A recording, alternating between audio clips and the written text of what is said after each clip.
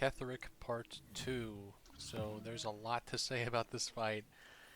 So strap in. The footage I took of this part alone was 50 minutes. I was pondering every single move to make sure it was as optimal as possible. I find this fight to be very, very difficult. Maybe the most difficult fight besides Orin, at least in terms of all the honor mode fights that I've been through so far. So first I want to start by saying that I'm going to assume you watched part 1 because the Ketheric part 2, or at least this beginning part of it, is very similar, except for he is accompanied by 4 Intellect Devourers and a Mind Flayer, as well as 4 Necromites who are still buffed with that Armor of Agathis ability. Now Dame Aelin starts the battle, although useless. Will still help you clean up the ads and maybe do a little damage to Ketheric if you're lucky. So a strategy to freeing her easily without having to get one of your characters involved or using a spell to get over there quickly is to have Scratch be summoned and then put a invisibility spell on him, and he can move over to her before the battle starts, and then when the battle begins you can have Scratch free her and she'll be available to help you out. The Necromites on the top left platform you're going to want to take out fairly quickly. I use Ice Storm because it does bludgeoning damage effective against undead, and Necromites are not resistant to cold damage, so one Ice Storm should take them out rather quickly. I want to mention real quick that the skeleton spears that spawn when you cast Incubate Death or when something dies around Ketheric are in fact resistant to piercing damage, cold damage, fire damage, psychic damage, and immune to poison and necrotic, obviously. They are weak to bludgeoning and radiant. This is something to keep in mind when you're playing this. I was not able to kill a few of them just because I forgot that they were resistant to fire. My strategy for this fight was to have summons take care of it for me. I use Summon Elemental. The Air Elemental I think works really well because it's a ranged ability that he uses, as opposed to the Earth Elemental that has to get right next to him. With the Elemental teleport that all of them have, getting around really isn't that much of an issue, but I like the ranged aspect that he brings to the table. There's the Mind Flayer, and all he'll do is usual Mind Flayer abilities. I get hit by this stun from the Mind Blast, that's really annoying, but that's okay, recoverable. We just have to take him out in a timely manner, and doing all this while keeping in mind that anything that dies within Ketheric's presence will be spawning more skeletal orbs for you to take care of. If you're lucky, Dame Aelin will help you kill some of these ads, but this portion of the fight is exactly like Ketheric Part 1, so just handle it the same way you would from Part 1. And now we'll move on to the Apostle of Myrkul itself, and this is where things really start to ramp up. On Honor Mode, the Apostle of Myrkul now gains a resistance to piercing and slashing damage and just non-magical resistance to bludgeoning damage, so he's not vulnerable to it, but this ends up being probably your best source of direct melee damage against it. The Apostle is also summoning 4 skeleton spears per turn that will summon Necromites on the next turn, and obviously if they get close enough to it, they will heal the Apostle of Myrkul. So now you're having to deal with destroying 4 of these orbs per turn, and also dealing enough damage to the boss itself before it kills you. Its other honor mode ability is the Gaze of the Dead, which he'll use once per turn.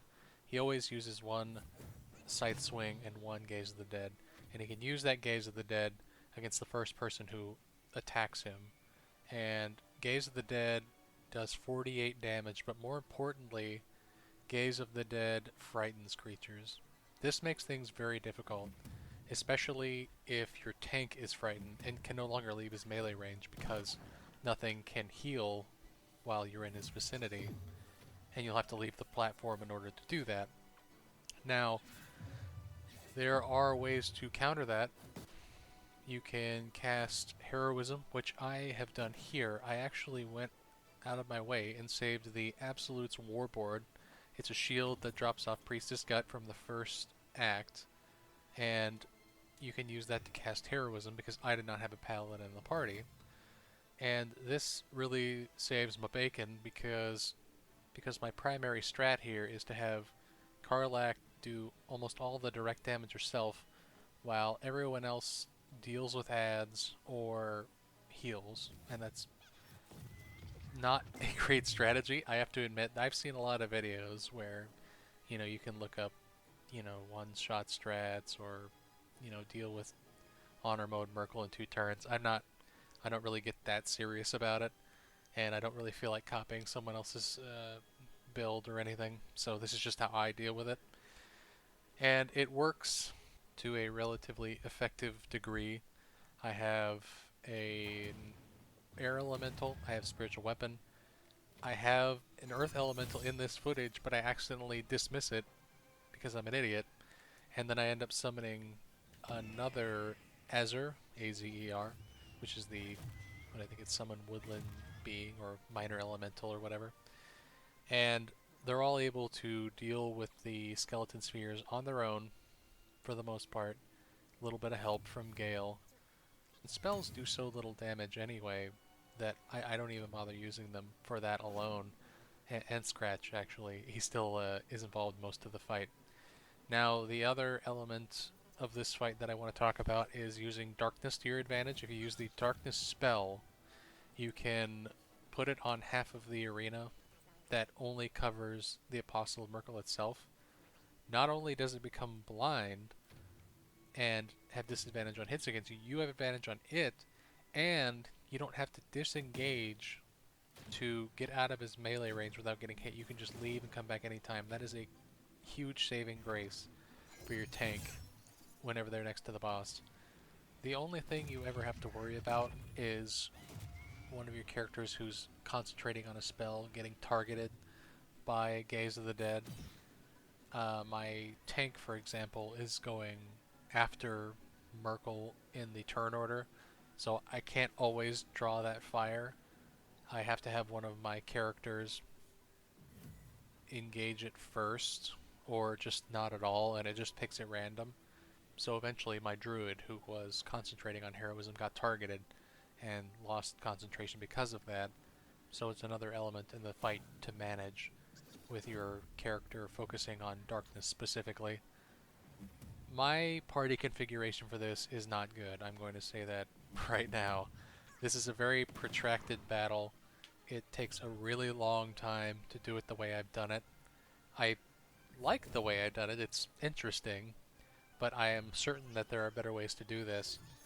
Mostly my cleric really feels useless with its spells. I don't have a lot of direct damage spells. I have a lot of AoE spells. So for the most part, I just feel like my cleric just doesn't do anything besides heal when she needs to, which is very little since Karlach is the only one who ever needs healing once all the minions are dead, and she can just heal herself with potions. Gale is good skeleton sphere cleanup because the spheres are not resistant to force damage, so magic missile really comes in handy here. And they're also not resistant to lightning, so this becomes invaluable when you have a wizard who just has nothing to do, for the most part, besides spam AoE spells on the boss.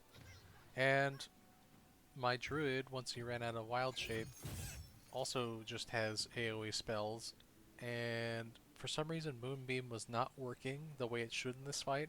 He was making direct contact with enemies, but wasn't doing any damage, even though I know that the skeleton spheres are vulnerable to radiant damage. The boss isn't, but it still should have hit him no matter what.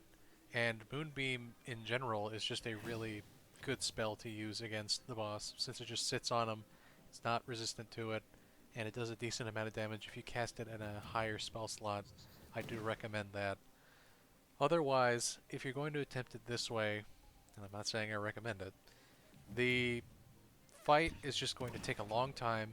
You gotta be patient with it. You gotta sit there, you gotta manage your health, mostly just your tank.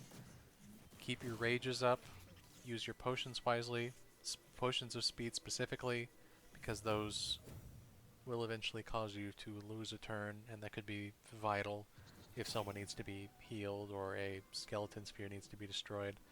Though, frankly, if you have enough summons, they can mostly just take care of those while you pluck away the Apostle's massive health pool, which is 390 by the way, AC of 20. And that's all the real relevant advice that I have. It's it's a grind, and I recommend playing with it. Take this footage, maybe not necessarily follow what I've done, just use it as a guideline and really think about how you're going to approach this fight because it really does take a lot of thought. I do, like I said at the beginning of this video, find this boss to be particularly difficult. So definitely plan before you go in. Keep your health up. Thank you for watching, and I'll see you in the next one.